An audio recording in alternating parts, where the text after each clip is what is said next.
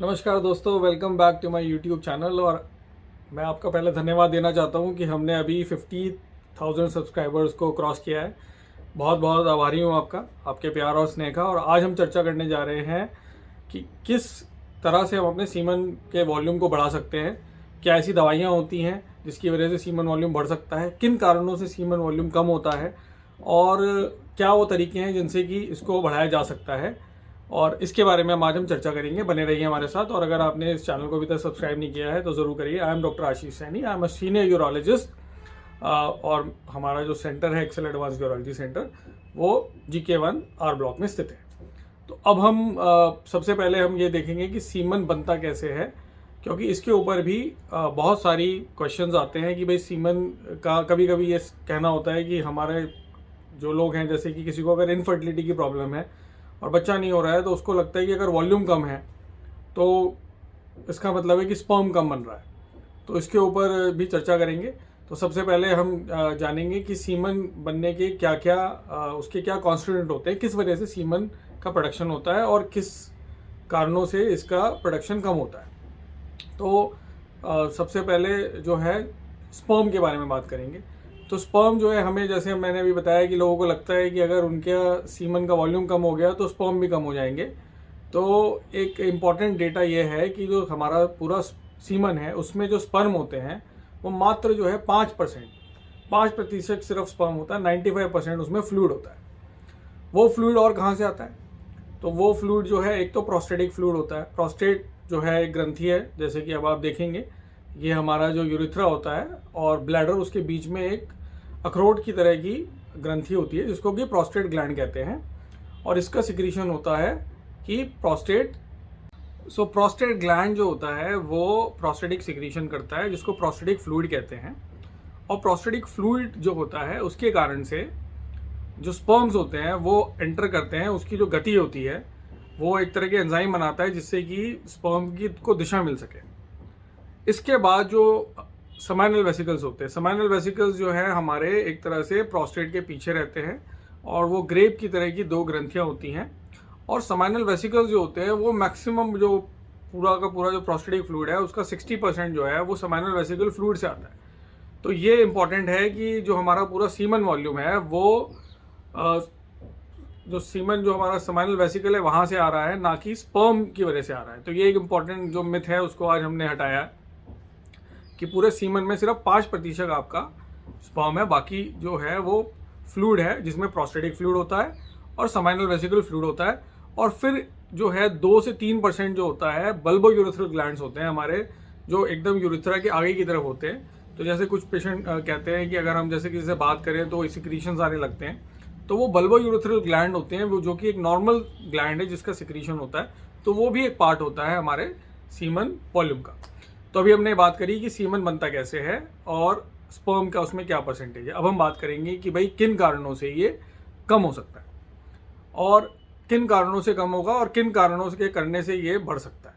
तो देखिए, इसमें हमें ये इम्पॉर्टेंट देखना है कि अगर आपको सीमन वॉल्यूम पहले एकदम, एक तो होता है कि पहले से ही सीमन वॉल्यूम है वो कम आ रहा है, यूजुअली 2 ml के करीब जो है वो एक नॉर्मल वॉल्यूम है। अगर उससे ज़्यादा है तो इट इज़ ऑल राइट। अगर उससे कम है, अगर आपको बिल्कुल 0.5 ml है या बूंद बूंद करके सीमन आ रहा है, तो उन कारणों में क्या होता है, या तो समाइनल वेसिकल्स की जो डक्ट होती है वो डक्ट के अंदर कोई ना कोई ऑब्स्ट्रक्शन हो सकता है। कभी कभी टीबी के कारण, ट्यूबरक्लोसिस के कारण भी ऐसा हो सकता है। कभी कभी इन्फेक्शन के कारण हो सकता है। अगर आपको प्रोलॉन्ग्ड इन्फेक्शन है और ट्यूबरक्लोसिस हो गया या आपको कोई सिस्टमिक प्रॉब्लम होती है तो भी सीमन वॉल्यूम कम हो सकता है। या अगर आपको हाइड्रेशन नहीं है प्रॉपर, अगर आपने सही से पानी नहीं पिया हुआ है, अगर आपको प्रोलॉन्ग वायरल फीवर हुआ है, तो ऐसे जैसे हमने इस समय कोविड में भी देखा कि कुछ पेशेंट्स ने बताया कि भाई कोविड के रिकवरी के बाद हमारा जो सीमन वॉल्यूम है कम हो गया है। तो ये एक नेचुरल प्रोसेस है और धीरे धीरे ये ठीक हो जाता है। इसके अलावा और क्या रीजंस हो सकते हैं? अगर आपको डायबिटीज़ है तो डायबिटीज़ में क्या होता है कि सीमन वॉल्यूम जो है वो थोड़े से कम होने लगते हैं। It is an early marker of diabetes. इसके अलावा अगर आप कोई मेडिसिन ले रहे हैं, और सबसे कॉमन क्या मेडिसिन है जो हम देते हैं, अगर आपको प्रोस्टेट ग्लैंड बढ़ जाता है तो हम आपको एक मेडिसिन देते हैं जिसको कि बोलते हैं अल्फा ब्लॉकर, यूरिमैक्स। तो इसके कारण से सीमन वॉल्यूम कम हो जाता है। वो कम नहीं होता, वो सीमन जो है आगे जाने की जगह पीछे जाने लगता है, जिसको कहते हैं रिट्रोग्रेड इजैकुलेशन। तो तो इस वजह से जो सीमन वॉल्यूम है वो कम हो जाता है। तो ये सारी चीज़ें हैं जो कि इसको कम करती हैं। इसके अलावा कुछ पेशेंट्स कहते हैं कि भाई हमारा जो सीमन का जो फोर्स है वो फोर्स कम हो गया है, फोर्सफुल नहीं आ रहा है, और इसके कारण से क्या मैं जो सेक्सुअल जो सेटिस्फैक्शन है वो दे पाऊँगा कि नहीं दे पाऊँगा। तो ये भी एक इम्पॉर्टेंट विषय है। जो हमारा सीमन जो फोर्स होता है वो किसके ऊपर डिपेंडेंट करता है, वो जैसा कि आप देखेंगे ये बल्बो कैवर्नोसस मसल है। ये मसल होती है जो कि यूरिथ्रा, बल्बो यूरिथ्रा के अराउंड होती है। तो ये जब कॉन्ट्रैक्ट करती है तो आपका जो सीमन का फोर्स है वो आगे जाता है।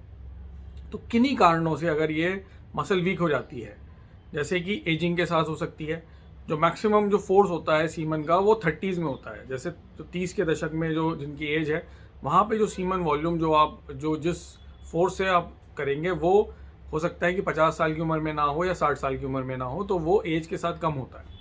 दूसरा है कि अगर आपकी कोई सर्जरी हुई है, उस जैसे कि कुछ पेशेंट्स हैं इनकी हम यूरिथ्रोप्लास्टी करते हैं, तो वहाँ पे जो मसल होती है क्योंकि वो कट होती है उसके बाद हम यूरिथ्रा पे जाते हैं, तो इसके कारण से भी जो है उसकी फोर्स कम हो जाती है। तो ये कारण होता है कम होने का।